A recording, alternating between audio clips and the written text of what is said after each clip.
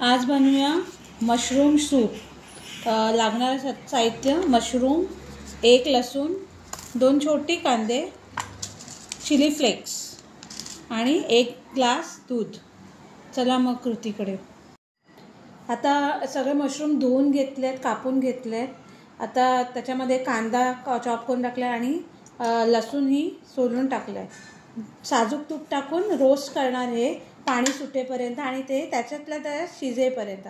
साजूक तूप आता आपण त्याला रोस्ट करून घेत आहोत, अगदी पाणी सुटेपर्यंत मशरूमचं आणि त्याच पाण्यामध्ये हे पूर्ण शिजेपर्यंत रोस्टिंगला ठेवले। आता थोडंसं टाकून घेऊया मीठ, सूपमध्ये जेवढं लागणार आहे तेवढं मीठ। आता भाजी शिजली आहे पूर्णपणे।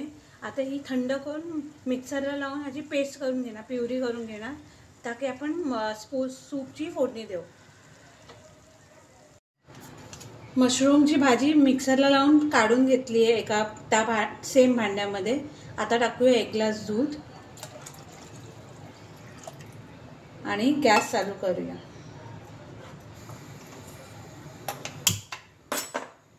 आता उकळून देऊया आपण।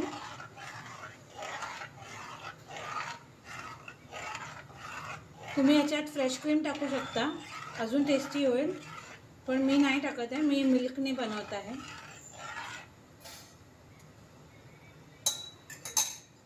थोडंसं अजून दूध टाकते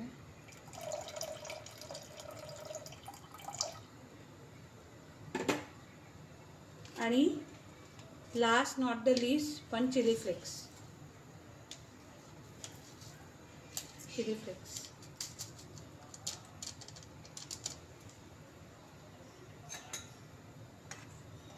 आणि उकळवणी आली की सूप तयार आहे सर्व करण्यासाठी।